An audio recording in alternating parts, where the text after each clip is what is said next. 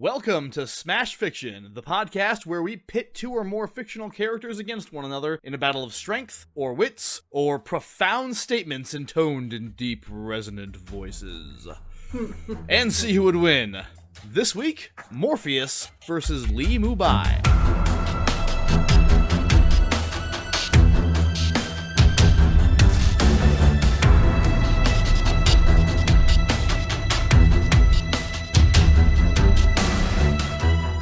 Morpheus, captain of the Nebuchadnezzar and major player in the resistance of Zion, is in a bit of a bind. It's been about 2 weeks since he figured out that his protege, Neo, had actually been Keanu Reeves the whole time, which was something of a disappointment.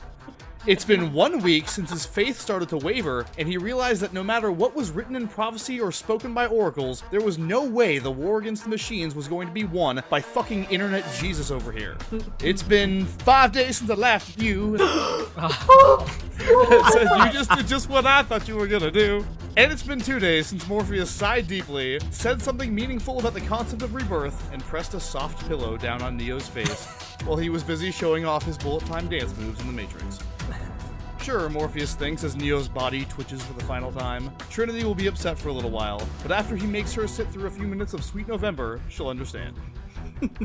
That said, the whole Neo debacle has to be considered a major setback in the war. He was supposed to have been the ultimate weapon against the sentient programs that control the Matrix, and now that he had flamed out, the Resistance was left with nothing. Fortunately, Morpheus has a backup plan. Neo wasn't the only weapon the Oracle told Morpheus about. She's also been dropping hints that somewhere in the Matrix is a mountain called Wudang, and that somewhere in the vicinity of this mountain is a sword that, supposedly, can destroy even the agents. Armed with this information and with no time to lose, Morpheus enters the Matrix and begins his search for the Green Destiny.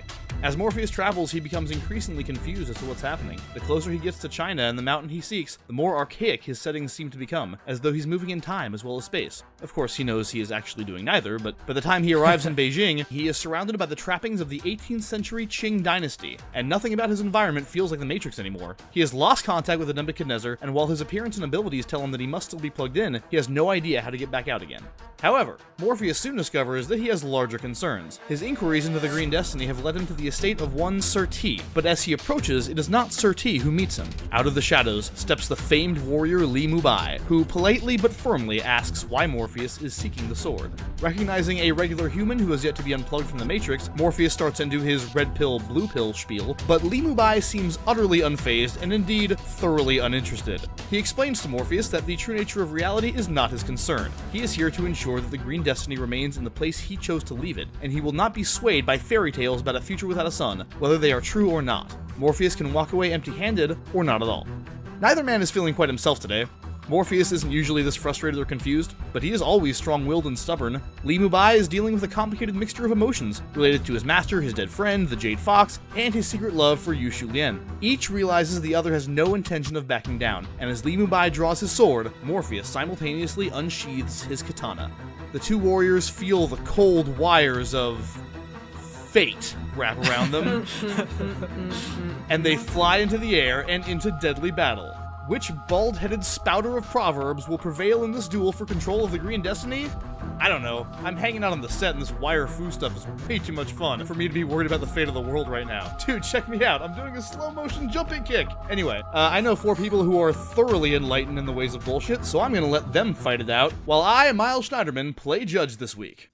Representing Team Morpheus are Dan Mulcairn. You guys can't see it, but I'm doing that thing where Morpheus, strikes a martial arts pose and then just gestures come on. It's really cool looking. Awesome. Great. And Liz Logan. What's that on Morpheus's iPod? Oh, yeah, that's right. Li Mu Bai, bye, bye, bye, bye, bye. No. Wow. Representing Li Mu Bai are Megan Bob. I know it's hard to hear it over the microphone, but I'm wearing sunglasses indoors, so you know how cool I am. You people are aware this is a podcast, right? And once again, returning to Smash Fiction, Colin Mulcairn. During my hiatus, I came to a place of deep silence. I was surrounded by light, time and space disappeared, but I didn't feel the bliss of enlightenment. Instead, I was surrounded by endless sorrow. I couldn't go on. There was something pulling me back, something I can't let go of. I just had to kick some more ass on this podcast.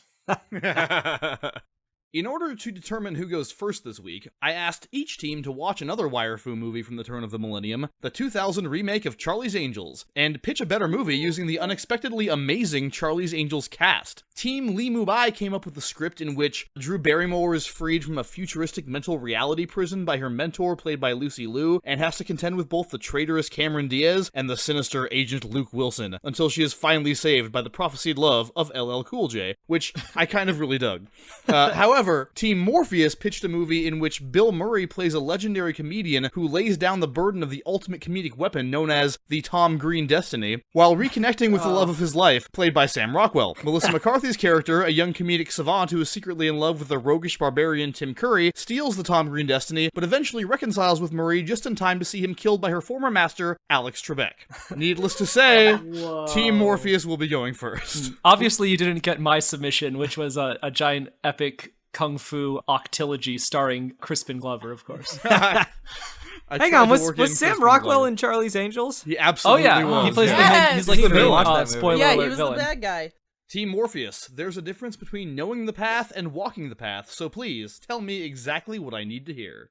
Rules, especially rules within the Matrix, do not apply to Morpheus. He knows rules and expectations are meant to be broken by either him or his enemies. Everyone who would normally notice a large man wearing purple pants and a floor-length alligator coat? Broken. Sunglasses with earpieces? Broken. A master of tactics, mental strength, endless experience, and video game style level ups, not much stands in the way of Morpheus. As Morpheus says about agents and his enemies within the Matrix, they are based in a world that is built on rules. Because of that, they will never be as strong or as fast. Look at Li Mu Bai. His entire life is based around rules or expectations. How he cuts his hair, his needing to avenge his master, his inability to chase after Shu Lin, and his feelings for her because it's not the honorable thing to do, his adherence to the Wu-Dang lifestyle. Honestly, replace Li Mu Bai with a machine from Morpheus's reality or a regular agent from the Matrix, and you wouldn't be too far off. Li Mu Bai's life hardly changes within Crouching Tiger, Hidden Dragon. He's afraid to accept his feelings and pursues a second-grade playground romance with a woman who legitimately cares about him. He doesn't know how to handle change and confesses to Shu Lin that he doesn't know what to do. In contrast, Morpheus is always the man with a plan. He is the back on which the Matrix was defeated. Li Mu Bai has an extreme disadvantage going against Morpheus in this regard. Inside the Matrix, being spontaneous and able to adapt to situations is how you stay alive. With his exposure in two different worlds and against a variety of enemies, Morpheus shows that he has this experience. Morpheus regularly fights against sharpshooters, swordsmen, kung fu masters, giant machine octopi, disgusting hand goop dispensers named Smith, you name it. To him, Li Mu Bai would just look like some chump the Merovingian got for a good price. Not to mention, look at the environments Morpheus has to traverse in order to gain a better position over his enemies. Morpheus is always tactically assessing situations in order to gain advantages, no matter how small. He is constantly aware of everything going on around him, mentally archiving where the nearest phones are, how to execute a jump out of a building, and taking note of any deja vu he experiences. Morpheus literally fights and escapes from computer systems programmed to be absolutely flawless, whereas Li Mu Bai can jump through trees one day, but can't jump over a 12-foot wall chasing after an old woman using a gymnastic ribbon wand. He belittles someone for being a poor Wu-Dang swordswoman, but can't finish the job of securing her, fails to find his master's murderer, and fails to block a poisoned dart, etc. Essentially, mental strength is going to be so important for this fight. Morpheus has always been someone who, no matter how shitty reality is, still goes down that rabbit hole trying to free humanity, even though he could easily turn the other cheek, enjoy a rare steak from a fine French dining establishment, and stare at pretty women in red dresses all day. Here is a world where Morpheus can go back into the Matrix at any time and escape reality. But does he? No. When people ask him why he keeps going even though the going is tough, does Morpheus complain? No. Does he ever stop his search for the one? No! This is in contrast to Li Mu Bai, who not only gave up when things got rough, but also gave up his warrior spirit altogether in the beginning of Crouching Tiger, Hidden Dragon. Think about why Li Mu Bai decided to call his life quits. He wasn't able to find his master's murderer, so he just gives up. Morpheus, on the other hand, after many years of fruitless searching, found the person who is humanity's salvation. Additionally, and as I mentioned earlier, mental strength is key to being strong within the Matrix. You must believe you are stronger and faster. I've already gone through how Li Mu Bai became disillusioned. What do you think was going through Cypher's mind when he decided to betray the team and stay in the Matrix? It was the comfortable thing to do. Why do you think Li Mu Bai wanted to give up his lifestyle and end the search for his master's murderer? It was the comfortable thing to do. Both characters wanted to run away from their problems. From a physical standpoint, Morpheus essentially holds the cheat codes to the Matrix. Since he believes himself to be stronger than agents and other enemies within the Matrix, he can withstand punches that break bricks, make jumps that would normally need a friggin' jetpack to make, and survive agents' hands impaling his body. The amount of punishment Morpheus escapes and takes throughout the story pales in comparison to anything Li Mu Bai has gone through. And so, while both characters understand reality and the fact that things in their lives don't necessarily have permanence, Li Mu Bai comes off as aimless. His story is only a result of reacting to green destiny being stolen. Morpheus comes off as determined and direct always, knowing not to respond to items of permanence, but instead responding to the idea that humanity needs to be free from its machine oppressors. This is why Morpheus is essentially the de facto leader of the human resistance. People in the real world idolize him for his strength in the face of great adversity and practically beg for a chance to work with him. Li Mu Bai can't even convince a young girl that she needs him for an education until he's on his deathbed, and that may have only been because of pity on her part. Morpheus has the ultimate mind. He doesn't think he's the best, he knows he's the best. Okay, both of these guys are crazy good with martial arts, swords, and gravity-defying wire fu. One of these guys, though, is vastly superior from the ground up. That guy, of course, is Morpheus, and his superiority becomes apparent when you consider the nature of their knowledge of their respective fighting styles. Li Mu Bai comes from the 18th century, and he has spent a lot of time training in the martial arts taught by the Wudang sect. But even with years of practice, no amount of training is perfect. I guarantee that the people who taught him had forgotten techniques or remembered them incorrectly. Over the decades, Li Mu Bai himself will have allowed certain techniques to become weaker as he began to favor other ones. Now consider Morpheus. He comes from a nebulous future time when the knowledge and muscle memory of a skill, including martial arts, are injected directly into a person's brain, and there is no evidence that these skills degrade over time. But Morpheus's position in time gives him an advantage over Li Mu Bai other than simple efficiency of training. Remember, martial art styles change over time as counters are developed for existing moves and new techniques from other styles are incorporated. Morpheus probably not only knows the same styles that Li Mu Bai does, he has the advantage of knowing the more advanced version of that style as it has evolved over hundreds of years. Furthermore, he knows countless other styles that Li Mu Bai would have no way of knowing. Styles like Jeet Kune Do, the style created by Bruce Lee, or Krav Maga, the incredibly brutal style developed for the Israel Defense Forces. Both of those styles came about centuries after Li Mu Bai was dead, from areas of the world to which Li Mu Bai never traveled. No matter how trained Li Mu Bai is, he will have no counters for the many, many techniques of the many, many styles that Morpheus knows on an instinctive level. In the first Matrix movie, mere word that Morpheus and Neo are fighting in a simulation is enough to send the crew of the Nebuchadnezzar running to join the audience. They know that the only person who can put up a fight against Morpheus is their own personal Jesus. Even so, Morpheus manages to dodge and block every single attack Neo throws at him.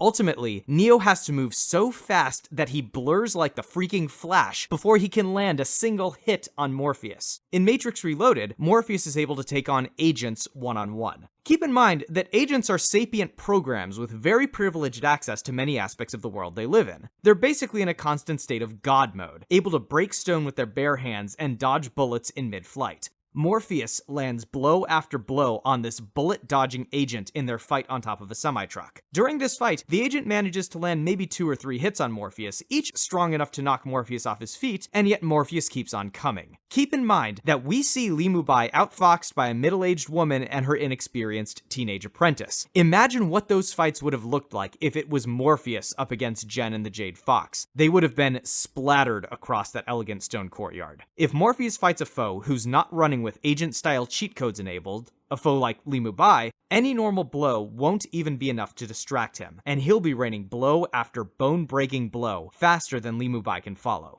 Don't get me wrong, Li Mu Bai is very impressive, and I'm sure that Morpheus would gladly welcome him to his ship to join the fight against the machines. But even in those circumstances, Morpheus would still be the captain of that particular ship. When it comes to breaking the rules of physics while simultaneously breaking your opponent's face, Morpheus is second only to Neo, and Li Mu Bai is no Neo.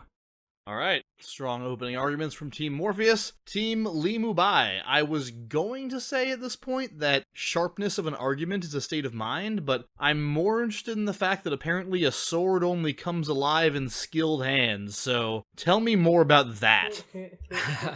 Shall do. There's a lot of awesome warriors in Crouching Tiger, Hidden Dragon. They have giant silly weapons and giant silly names, but how do all these would-be masters compare to the soft-spoken and simply dressed legendary warrior Li Mu Bai? Turns out basically no one in the entire movie is even worthy of his goddamn time. There are a lot of fights in the film where more or less equal fighters are trading blows with each other and you don't know how it's going to end, and it's very exciting. But none of those fights involve Li Mu Bai, because his skill is so beyond seemingly everyone on the planet, and his fights are so one-sided that the film often plays the power differential between him and his foes for comedy. Like Jade Fox, the deadly assassin who killed Mu Bai's master. She defeats 3 warriors at once in one fight scene. Then Li Mu Bai shows up and totally dominates her with one hand behind his back the entire time. Literally one hand behind his back. I know a lot of people use the word literally to mean things other than literally, but this time I literally mean literally.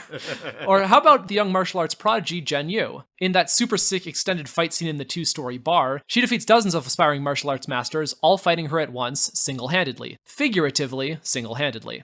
But when she fights Li Mu Bai, he totally schools her. First, there's this great bit where she's trying to flee from him, and he keeps on already being in the places that she's fleeing to, just like Batmaning out of the shadows, showing that he's either hella fast, or maybe Wudon masters know how to teleport?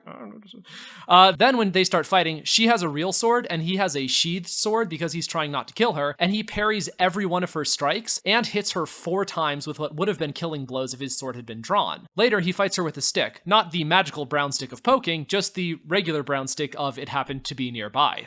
This time, he parries every one of her strikes and manages to strike her 6 times with his stick. In this fight, however, Mu Bai will not be holding back, and any one of the hits that he manages to connect to Morpheus will certainly prove fatal. And oh yeah, there's the flying. Li Mu Bai, like many of the best warriors in Crouching Tiger, Hidden Dragon, can do a kind of super jumping / limited flying thing that totally defies the laws of physics, most obscenely spitting in the face of Sir Isaac Newton when he falls down onto a pond feet first from about 20 feet up in the air, and then leaps off the surface of the water sailing another 20 feet or so up into the air. And whereas most people in Crouching Tiger, Hidden Dragon fly by using their legs and leaping, Mu Bai just kind of points his finger at where he wants to go and then gets pulled there as if by invisible hookshot. When flying, like when doing anything, Li Mu Bai expends way less energy than everyone else and makes it look way cooler in the process. There's so much else that Li Mu Bai does that's awesome. I don't have time to talk about it all, but here's a highlight reel. He can cut through an incoming sword in such a way that the broken pieces of the blade fly back into the attacker and impale them. He can identify people's fighting styles after watching them perform a single move. After Jade Fox paralyzes a man by poking him in a bunch of pressure points, Li Mu Bai reverses the paralysis by poking him in those same points, showing that he himself is also capable of such techniques.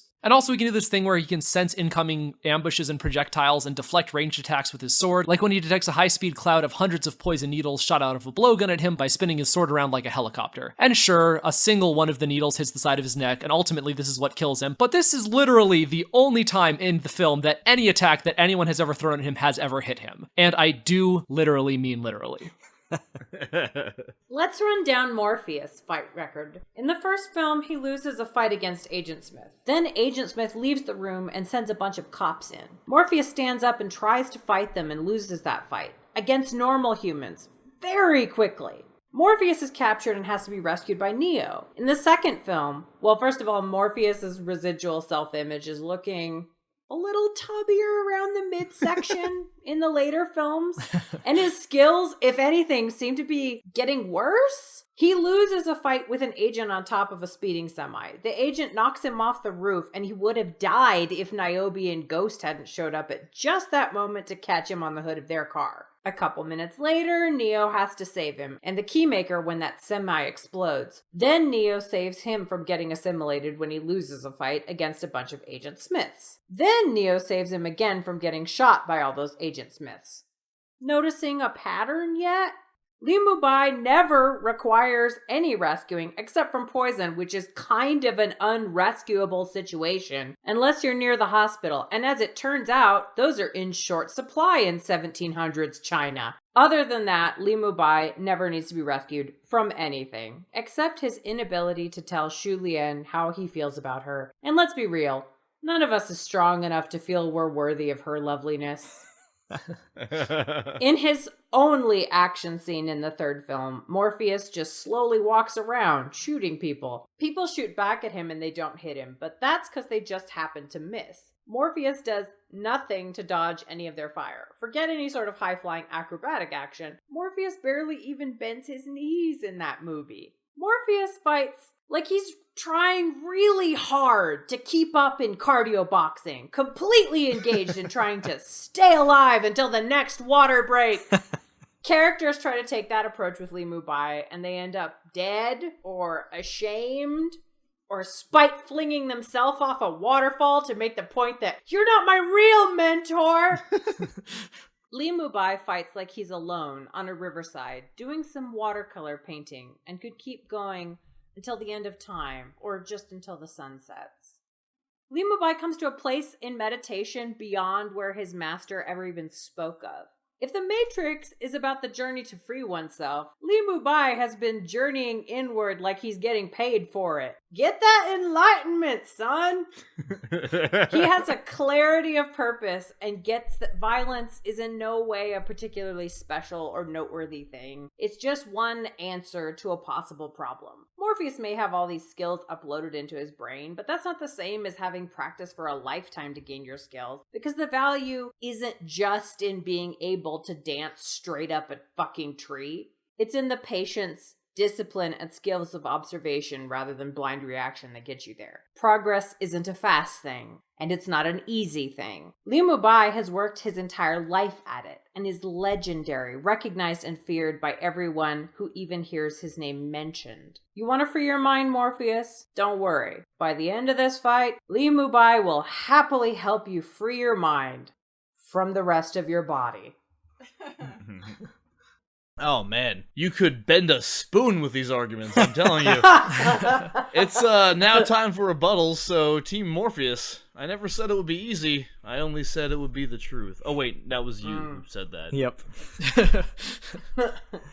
Colin, you in particular, you were talking a lot about how, like, Li Mu Bai is always the smartest and the most capable guy in the room. The thing about that is, like, he knows that he's the smartest, most capable guy, and that leads to him making these huge blunders, like, especially when he's dealing with Jen in Crouching Tiger. But Morpheus is usually the smartest, most capable guy in the room, but he doesn't share that level of hubris and overconfidence. Like, when he fights people, it's usually against agents who are incredibly deadly, and unless your name is Neo, overconfidence against those guys means that you die. So Li Mu Bai habitually enters all matches, and will enter this match convinced that he's already won.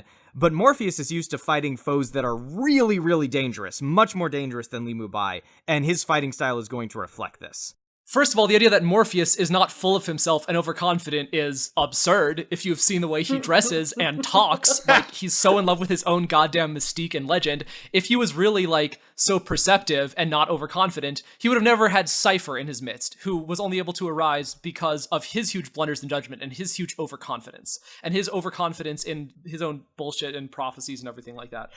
His own staring off into the middle distance. Right, and well, that's what the sunglasses are for. The thing that I would say about the fact that Li Mu Bai would be, like, overconfident, have you seen the way he acts in every other aspect of his life? How, like, calm and humble he is, and how just, like, totally zen he is? The idea that he's overconfident is ridiculous. It's just that he never has to work that hard to beat anybody. I'm sorry, like, which of the two literally fought an enemy with his hand behind his back? Literally? That's overconfidence right there. It was all that he needed to do. It's part of this fighting style he was using. The thing I was going to say to that was, if you, like, just watch the footage of the moves that they're doing, Li Mu Bai's moves are more impressive. Like, the speed at which he's fighting these people is faster than the speed that they're fighting the people in the Matrix. And, like, the moves they're doing are more impressive. They're more acrobatic. That fight that he has with the agent on top of the semi, they're just basically throwing punches at each other. They're kind of just, like, boxing at, like, normal human speed. So, you know, Li Mu Bai never takes a hit, right? He's too good for anyone.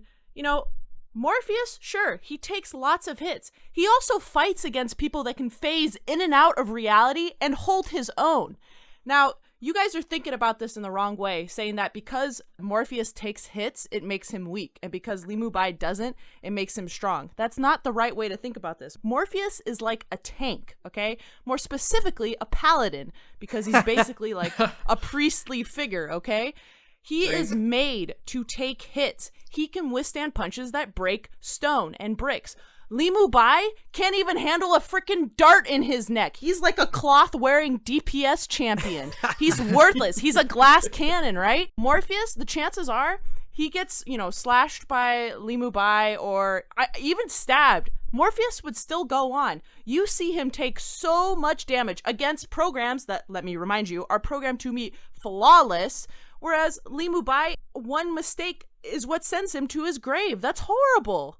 That's just because they had poison. I mean, if he had just gotten grazed by a needle or grazed by a shot, like, he would have been fine. Like, I mean, it's basically the same thing that happens when Neo's dodging all those bullets that are being fired from the agent. You know, he leans backwards and he dodges all of them, except one just barely grazes him on the leg. That's basically the same thing that Neo did, except if that bullet had been poisoned, Neo would have died. Yeah, I was gonna say, I was like, it's full of poison that goes directly to your heart. Even Morpheus needs that. I don't believe that because, again, when you're in the Matrix, if you believe something to be true, it is either true or you're dead. Like, specifically, you know, he was being tortured and drugged by the agents for hours before Neo managed to pull him out of there, and he still had enough strength to break his handcuffs. Li Mu Bai would have been out by that point. And you guys were talking about, like, how much of a joke the fight on top of the semi-truck is. Morpheus gets thrown off the semi-truck, catches himself in a full handstand, and then turns it into a helicopter kick, which hits the agent. Nothing that Li Mu Bai does comes even close to that level of acrobaticness. How about flying? Okay, same thing. How about flying for us? I mean, Morpheus does like a jump. And his flying isn't really flying. Technically, he's dancing through the trees. He is shown to be balancing upon a tree branch. They're not flying. They're jumping from tree branch to tree branch. Well, he does jump on water, which has very little surface tension to offer. I just can't see what Morpheus would have done against that cloud of needles flying at him. What acrobatic maneuver he would have pulled off to dodge those. Yeah, you know that Morpheus fights dudes who use guns, right? Like, that's a bit faster and deadlier than needles. And Morpheus doesn't dodge bullets, though. I'm pretty sure that needle was delivered like in a blowgun too, right? Correct me if I'm wrong. Yeah. That's not going to travel as fast as a bullet. Excellent rebuttals, Team Morpheus, Team Li Mu Bai. Time to give yourselves up and find your arguments again, or something, I don't know. Man, you're really reaching with this philosophy stuff, Miles. I like it. Just because they said it doesn't mean I understand. Yep. Yeah, that's almost as bad as a line from one of the later Matrix movies. Yeah. Oh man, he has miles There's to some go gems. before he There's gets to some that gems. point. Anyway, there were so many points that you had that were so clearly, like, factually incorrect. I don't know if I'm going to get to all of them, but... I mean, bring it on, man. First of all, the idea that he loses in the fight to Jen or to Jade Fox is absurd. He lets them go because he wants to let Jen come to him in his own time. When she flees, he doesn't, like, try to chase after her and can't catch up with her. He's proved many times when she tries to run that he can always catch her. He just lets her go because he knows she needs time. Unlike somebody like Morpheus, who will force people to make decisions before they're ready, be like, here's the red pill, here's the blue pill, take one, you gotta do it right now. And that leads to stuff like Cypher and his whole team getting killed. Now, see, I don't believe that for a second. Because, let me tell you, if Jade Fox was responsible for something that wrecked Li Mu Bai's life so completely, you saw how angry he was when he saw that Green Destiny was stolen. We know that the fact that he couldn't catch his master's murderer just destroyed him completely to the point where he wanted to give up everything. If he was that great, there would be no way he would let her escape. And I'm sorry, but in the first fight between him and Jen in the courtyard, there was no way in his mind he was thinking, oh man, I totally want to make this chick my apprentice. No, he was thinking, this bitch stole my sword, and she's using techniques that she barely knows how to execute. He was mad, and they somehow escaped using a freaking ancient Chinese rope propulsion system. Please. I feel like you're looking at him wrong, though. Like, you're looking at him as somebody who has really intense relationship to these things. He's playing a really long game. He's much more interested in what people choose to do than in just, like, blindly reacting. See, the thing is, that's a luxury that he has that Morpheus doesn't. Because you have to remember, Li Mu Bai can give up being a warrior. And we see at the beginning of Crouching Tiger, Hidden Dragon, that's exactly what he's wanting to do.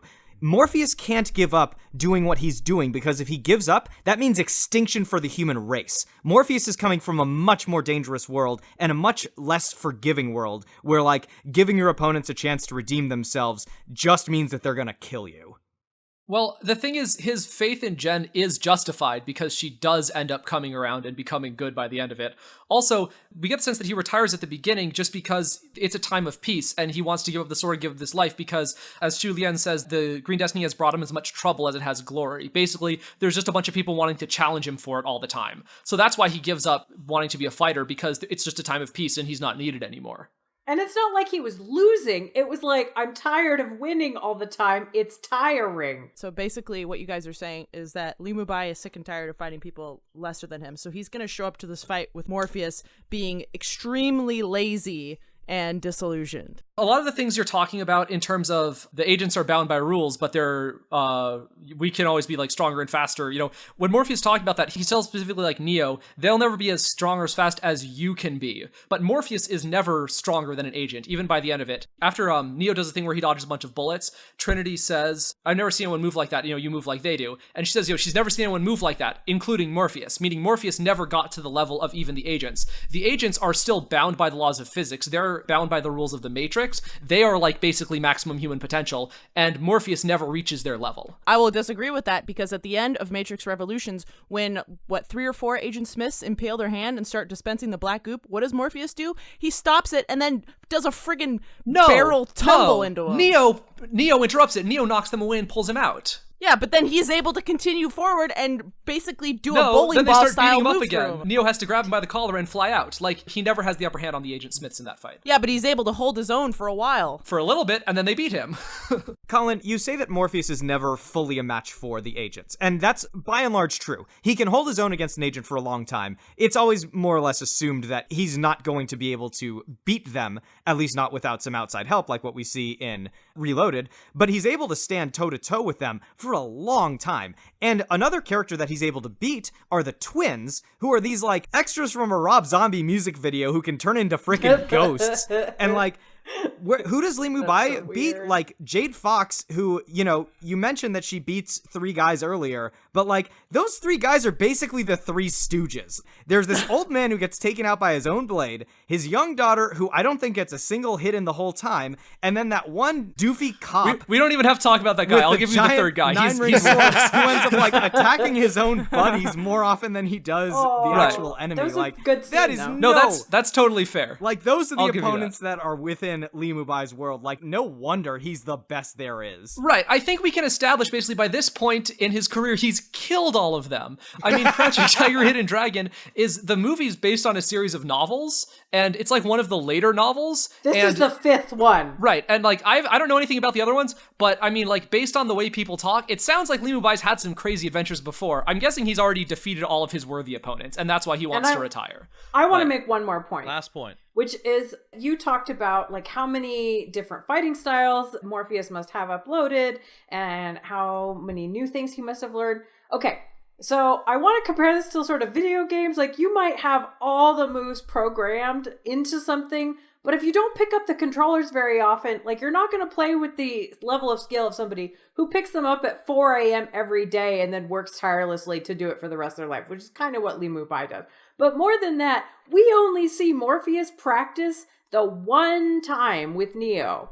That's it. Like, if this is his world on the brink of collapse, you would think he'd spend a little bit more time in, like, the Matrix gym, but he does not. Why do you have to practice when you're constantly practicing in real world situations? That is practice. He doesn't have the luxury of practice. He has to put it into use every single day he plugs into the Matrix, which is basically every single day. To me, it seems as though the way they learn skills instantly imparts experience and muscle memory. Like, you know, Neo wakes up and he says, I know Kung Fu, but really what he means is, I am a master of Kung Fu. And we see that in his first training session with Morpheus, which is the first time he's ever used Kung Fu, and he's clearly mastered it. Clearly, this is different than just regular lessons, which Li Mu Bai has to rely on.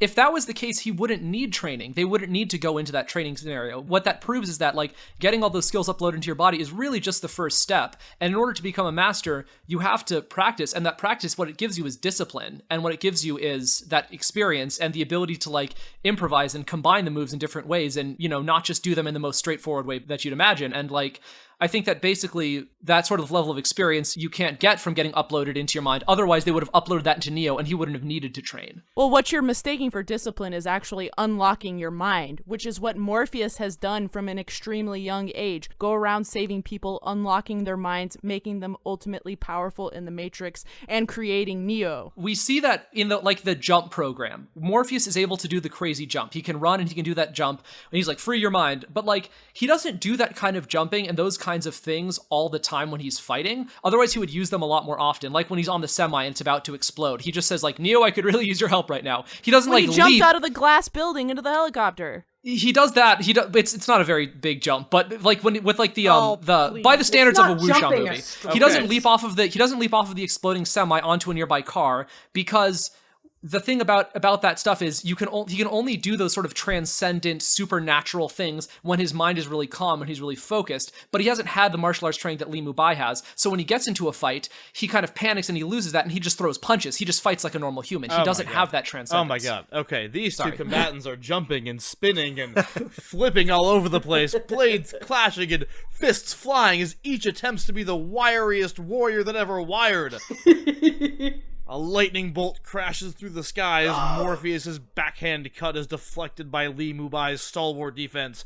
The fight comes to a temporary standstill, the two fighters posing dramatically a few feet away from one another. A lightning bolt crashes through the sky as they prepare to engage in combat once again. Wait a minute, was that the same lightning bolt?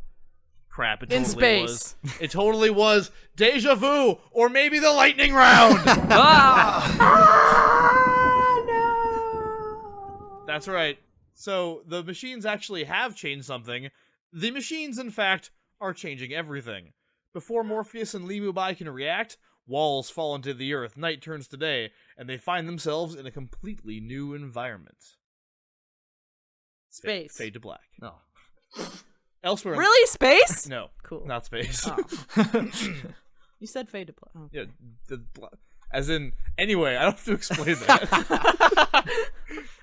Liz, when you watch a TV show and they do like a scene change, do you immediately get really excited and then like just space? Space!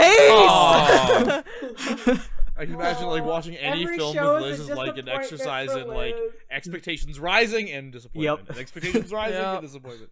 Anyway, Pretty much. Poor Liz. elsewhere, Just like my spaceship. elsewhere in the Elsewhere in the Matrix, Agent Smith sits in an office in one of the topmost floors of a New York City skyscraper, explaining his fiendish plans to his two nameless and ironically agency-free subservients. And so it seems Morpheus has found what he believes to be a new source of power, Smith says. In all likelihood, it is worthless, but this duel he finds himself in presents us with an opportunity. Perhaps we can rid ourselves of both the troublesome Morpheus and this Li Mu Bai, guardian of a weapon with the purported capacity to challenge our rule. To that end, I have removed both of them from Qing Dynasty China and provided them with surroundings that are far more dangerous. What kind of surroundings? Asks that one dude who got capped by Trinity on the helicopter landing pad. Agent Smith steeples his fingers and smiles a grim, satisfied smile. The American Public Education System. Oh. That's right. You're both supposed to be leader-teacher archetypes, so let's see how well you live up to the idea. Morpheus and Li Mu Bai now find themselves dressed in jeans and buttoned-up shirts, sitting behind desks in rundown classrooms in a poorly funded middle school. Which instructor can teach the most asshole-ish age group of all to embrace the joy of learning while still maintaining national standards and helping his students get good enough grades to secure funding for the school? Team Morpheus went first in the main round. Team Li Mu Bai will go first in the lightning round. All right, so I would really like to have Li Mu Bai as my teacher, honestly. He's like such a chill dude. He's like that kind of cool teacher who knows how to teach you and knows exactly what you need to hear, but is just like really relaxed and zen about it the whole time. We see that there's Jen, who's the, whiny little teenage brat who he has to deal with, and he gets her into shape by the end of the movie by just like taking none of her bullshit. We also see that he has a lot of motivation to do good teaching. I would argue that the reason that he decides to take Jen on as an apprentice is because of the sort of inequality that he saw that was going on in the Wudong Academy, where like after hearing Jade Fox talk about how she was not allowed to join because she was a woman and it turned her bad, you can see like Li Mu Bai is really determined to not let another kid fall through the cracks, let's say. He's seen what happens when someone doesn't have a positive role model in their life. Unlike somebody like Morpheus, who's had one of his own students turn against him, I think Li Mu Bai is way more suited to this kind of thing. I'm sorry this wasn't funny, but this is just okay. What do you got, Bob? I think he's going to be a total advocate for like gender equality in the school, because he's like, no. Why are you treating like your female students differently? This is not acceptable. So I think he's going to go sort of from classroom to classroom and sort of noticing things and saying, no, that's not acceptable. Do not do that. I also think, so in a lot of the public schools, they've started doing this anyway, but he's going to bring it like to this particular school in a big way, is that they do teach kids to meditate and they teach them to be mindful because it calms them down. But I also think he's going to be the kind of instructor where, like, if you don't turn your assignment in, he's not going to yell at you or be angry at you or be disappointed in you. He's going to go, okay, you've made a choice. And then let it go. And then, you know, you can have whatever feelings you have. And he's like, all right, there's consequences for that. But, you know, you've made your choice and good for you for making a choice. Or he's going to go, time is just an illusion and it doesn't ultimately matter. What matters is the knowledge that you have gained by making this decision. I think the children will leave with wide eyes and perhaps a little bit of existential complications, but I think they're going to be a lot better for it, and it's going to be the thing that helps them cope with the real world. Yeah. In a way that most other things do not help with. Like, knowing what a hypotenuse is hasn't helped me as much as, like, understanding that, you know, reality is silly nonsense. He's one of those teachers where when you do something bad, he doesn't even have to punish you. He just looks at you and you just feel so much guilt looking at his beautiful brown eyes that you just, I'm sorry, and you just confess and you punish yourself. Like, oh, so. Man. Also, easily the sickest hairstyle in the entire school. All the kids are going to be copying it, you know, like it's just. Oh, man. And also, there's not going to be any textbooks or lesson plans. You're just going to show up every day and it's going to be a world that you discover together. Going on nature walks. All right, that's a lot of nature walks. That one time whenever he went on the nature walk to the lake and then he just danced across the lake and everybody tried to tell the other kids about it and none of the other kids believed them and they were like, no, that never happened. And they were like, but it did. Oh, yeah. There was a story about that in Time. All right, Team Morpheus. Miles, I think in your introduction to this particular lightning round, you really hit the nail on the head, because the challenge of any teacher is to not only suck up, is to not only make your students educated and competitive and also able to test well in this, you know, increased age of standardized testing, but you also have to keep their attention. You have to keep them passionate and you have to keep them wanting to come to your classroom. And to that end, I feel as though Morpheus is uniquely qualified. Because first of all, if he has the access to, you know, the means of the Matrix, obviously they can learn any subject frontwards and backwards in about 3 seconds because they'll be plugged in. So that leaves a lot of free time in the course of a day. And that means that, you know, that's going to be the thing that students love doing the most, which is watching movies instead of doing schoolwork. So there's a lot. So just so I'm clear, yeah, Morpheus is going to bring all these kids into the real world? Well, no, I'm just going to say he's going to find out where they're plugged in, and he's going to upload some French lessons to them. Okay, got it. Yeah. Continue. So, you know, once they have the necessary academics uploaded into their brain and they can pass these standardized tests and everything, he's going to start putting on some movies, you know, some interesting movies that star a certain actor that Morpheus bears a strong resemblance to, you know? They'll get to see Apocalypse Now, which is, of course, an adaptation of Heart of Darkness, so that's their literature taken care of. They get to see the struggles of Black Americans in a less understanding time with The Color Purple. They get to experience Shakespeare with Othello. They get to see alien wildlife in Predators. And, of course, they get to see the passion that comes from embracing your education with Aquila and the Bee, in which, of course, Lawrence Fishburne plays a passionate teacher who teaches his student to love the academic arts. So by the end of it, Predators is so fucking good. Predators is just anyway, great. Continue. I know. Every now and again, Aquila and the Bee is great, but like every now and again, I remember that movie exists, and I'm like, oh, I need to see that movie again. Anyway. Right?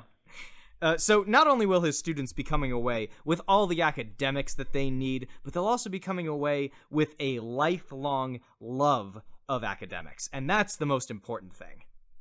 Yeah, and, you know, Morpheus's class and lesson plans need to have a name. So it's going to be called Marriage, Matrices, and Mater D's to show how well-rounded the lessons Morpheus is teaching to his kids that he loves, and that, you know, he accepts all paths. You know, he wants everyone to choose their own path, and he wants to motivate them, and, you know, he needs his kids to succeed, or else humanity is gonna die. But anyways, his school is going to have the best frickin' extracurricular activities anyone could hope for. And I'm going to say he's teaching kids that are over 18. So he's teaching like a senior class or something right now. But he could teach younger ones. But he loves his 18 and older class because, I mean, who doesn't want to learn Kung Fu at the press of a button? And as we all know, extracurricular activities keep kids out of crime and gangs and stuff. And plus, you got to prepare them for the sick dance parties in the real world in Zion. I mean, Li Mu Bai can barely convince a 20-some-year-old girl. His classes are going to be in turmoil. Meanwhile, everyone's going to be rocking their school-distributed sunglasses inside and be too cool to touch. So, yeah. All right. Well, excellent teaching skills demonstrated by both sides. I'm still on this wire, so it looks like it's moving up. Yeah, it's definitely going up. I'm going to be going somewhere in a minute, so while I'm up there, I imagine I'll have significant time to think about the winner of this match. In the meantime, talk amongst yourselves! Oh, that was so awesome! We did the thing! I forgot about field trips. Ever since Kit pulled out that Dolby effect during the last cage match, like everyone thinks they're a freaking sound master all of a sudden. It's great. It's the best, man. I love it. But yeah, field trips. I mean, no field trip like the field trip into the pink goo pod that your body is actually in. Am I right? So while rewatching the Matrix movies, I figured out. I think I figured out the truth to doing a good Agent Smith impression. Oh, perfect. I mean, the Miles truth is did a that pretty you have good to one. start off talking very quickly, and then as your sentence goes on, it has to slow down until you reach the last few words, which you say very slowly. And then when you start a new sentence, you start talking very quickly again. I think you also have to end with you have to really furrow your friend brow or intensely, like Right. Like Oh, just I wasn't doing that. Put every Yeah. bit of tension like right in between your eyebrows, and then that's Agent Smith. You have to speak from your eyebrows. Yeah, absolutely. What'd you guys think rewatching these movies? First Matrix, great. Second Matrix, not so great. Yep. Third Matrix, very not great. Yeah. I mean, it was basically the same things I felt watching them, about 15 years ago when I first saw them. Except, I remember that the first time I saw The Matrix was... I had heard about the Matrix movie when it was in theaters from one of my best friends who told me about it, but explained it very poorly. So I came away with it with basically no idea of what that movie was about. And it wasn't until a couple of years after it had been released that my dad got it on VHS and showed it to me. Like, little teenage Dan's mind was blown. Yeah. Oh my god. Okay, so, I'm younger than you guys, right? And so when the second and third, like, matrices? That's what I call them. Yeah, so when they came out, I was still a kid, and, like, my parents still took me to see an R-rated movie in the theaters because I loved The Matrix. I will not lie, after those movies came out, I saved up all my money to buy a leather jacket. Yep. A fake leather jacket, so mind cool. you. I was so proud of, oh man, I love that. Yeah, the thing that I realized rewatching these movies is I think that all of the Wachowski movies are very close to the line of being good and bad. Like, they're all kind of right on the line, and some are a little bit more on one side and some are on the other, but they're all crazy ambitious. And so it's that kind of thing that when they're good, there's so much to love that you can convince yourself to not see the bad very easily. And then when they're kind of bad and they're so outlandish, that's why there's a lot of that, like, hatred and vitriol, because people are like, it's so silly, it's so ridiculous, or whatever. You know what I mean? So I think that's maybe why they're so, like, divisive. I don't know. What are your thoughts on that? I don't mind the second and third movies. Like, I still enjoy them. I mean, the first Matrix is amazing. I think that's one of the best screenplays. The twists and turns. Yeah. Nuts. I mean, whoever thinks about that? I mean, that's The Matrix confronts a fear that could be possible, honestly. Like, you just don't know, right? I mean, I just know that I love Speed Racer. This was my first time ever so seeing that's it. all there I is had to it. never seen it before. Yeah. Well, I was talking to Bob. She saw Inception before she saw The Matrix. Oh, and I can't imagine experiencing those films in that order. Weird, because I was like, wait a minute, this is like Inception, but not as clearly defined? This is like messier? I don't think it's messier than scarier? Inception. No, I don't think it's Oh no, I scary. think it's much clearer than Inception. Like, Oh, yeah. how, Really? how I does that feel like machine in Inception Inception- even work? Like, it just... Oh, well, magic. I mean, yeah, that's I basically... don't know why you're stressing this. Yeah. So, Bob, this was I your first also- time watching The Matrix? Ever. Ever. That's ever. That's crazy. nuts. Yeah. I know. I am the cultural outlier Man. of this entire endeavor. I am the one who comes and goes like, I have, and I told Colin that Yeah. I'd never seen Back to the Future, and he told me he would kill me in 72 hours. If she doesn't watch it, like that's her time limit. So Pretty much. Pretty much. Whatever. No, are you sure you 'cause want to then put? Are you Colin's sure you want to gonna put that come on the visit. internet, Bob, where everybody can hear that you haven't seen that movie? I mean, I'm fine. Then I'll have lots of new friends right before I die. I love that, Bob, your definition of friend is just other person in the world who is close to you.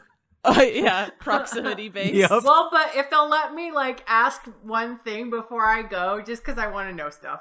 yeah. I'm just like, hey, what do you think about this? Okay, thanks. Bye. I'm down with that definition. Yeah. Ah, it's Miles. It's a very Oh, shoot. Bob-like way of looking at the world. We forgot to talk about Crouching Tiger. It's pretty cool. It's a cool movie.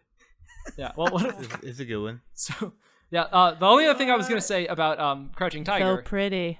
rewatching it, is I had forgotten how funny it was and just like how kind of like Yes. light it was, and has like a really good sense of humor and a good pace and everything. Like it's just really. I think I remember when I was a kid, I pictured it just being really like somber the whole time, but it really isn't. Yeah, the I think, joke. I think it's Passes the sexier too, Bechdel for sure. test. Yeah. Oh yeah. Like But, the Matrix has that like fucked up like holes in the skin sex scene in number 2, but like that doesn't even no. compare to Jen and Lo in the cave, man. Mm. Yeah. Oh. That's Or the visceral. hand against the cheek and the. Oh yeah. Oh God. Oh. No, but I wanted to say it passes the Bechdel test, and I had forgotten that women talk to other women about Oh, yeah. all kinds of stuff. Yeah. Yeah. All the time. And I was like, oh my God, this is a film with women talking to women?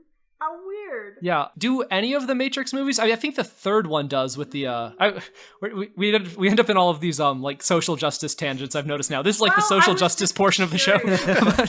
Well, just Twitch hadn't and noticed Trinity talk in the first movie. Oh yeah, that's oh, fair. Yeah. 'Cause Do I they? looked up Really? fan Okay. fiction, Yeah, I'm pretty sure and they there do. was Well- fan fiction of those two. Colin, you're wrong anyway, because they actually it's an understandable mistake, but they never made the third Matrix movie because the yeah. the second one was so terrible they just gave up. At least that's my headcanon. Keep living in that world, Miles. I It's a will. Can I beautiful live in that place, world? And you should Do you stay have like there. a door or something I can go through? Can I plug into Right. your You go to Matrix? his- Yeah, I was gonna say. I don't want to remember anything. I want to Way be more someone suggestive important. than I think you meant it. No, I was knew what gonna I was say, saying. That's a really good pickup line. It is a I good plug pickup. into your line. They're like, Matrix. I just use, but I Like only use plugging my, in. my penis for plugging into other matrices. Oh. Well, no, you say, I want to plug into your Matrix, and then you walk away, and then you come back and you say, the Matrix is your penis. And then, But not my own, but yours. yes. All right. Hi guys. Sorry. Hey, Miles. sorry. Hi, Miles. No, Sorry. you're the best. Hope I didn't leave you hanging too long there. No. This was one Oh, of the my wires. most difficult matches I've had to judge. I actually have a chart Oh that I my. made that's just like in a piece of paper in pen with all my notes, and there's like random ass lines going weird places, and there's like check marks and stars and question marks and circles everywhere. It's a little bit hard to make sense of, to be honest, now that I'm looking at it again, but it is enough that I have been able to come up with a decision, and I think the winner of this match is Li Mu Bai. Oh. My And second victory. The fish burned out. Yep. The fish burned out. it's difficult because I think Team Morpheus made a lot of great points. I mean, obviously he's ridiculously strong, and obviously he can take a fucking ridiculous amount of punishment. Like, those were tremendous points in your favor, and I loved the point that Liz made about how good he is at adapting to kind of changing and spontaneous circumstances. I thought that was great.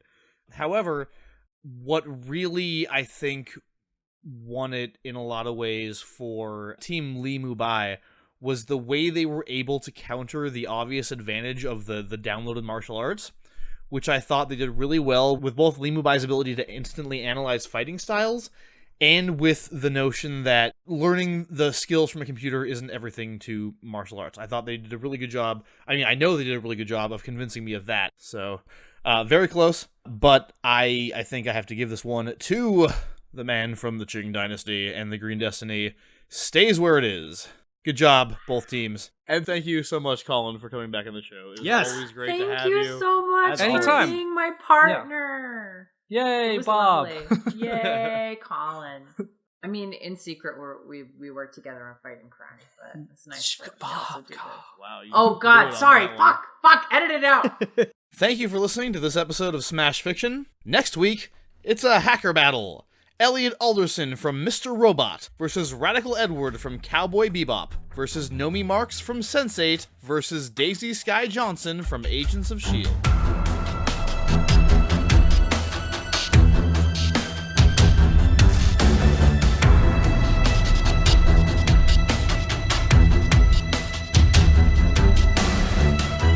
Smash Fiction is produced by Miles Schneiderman, with logo designed by Colin Mulcairn. Special thanks to Kevin MacLeod for our theme song, which is called Hitman. You can find his work at www.incompetech.com. You can follow the Smash Fiction podcast on Twitter at SmashFicPodcast and search for us on Facebook and Tumblr. Subscribe on iTunes, and if you leave us a good review, we shall become more powerful than you can possibly imagine. If you have any suggestions, feedback, or other contributions, send them to us at smashfictionpodcast@gmail.com and help us continue the fight.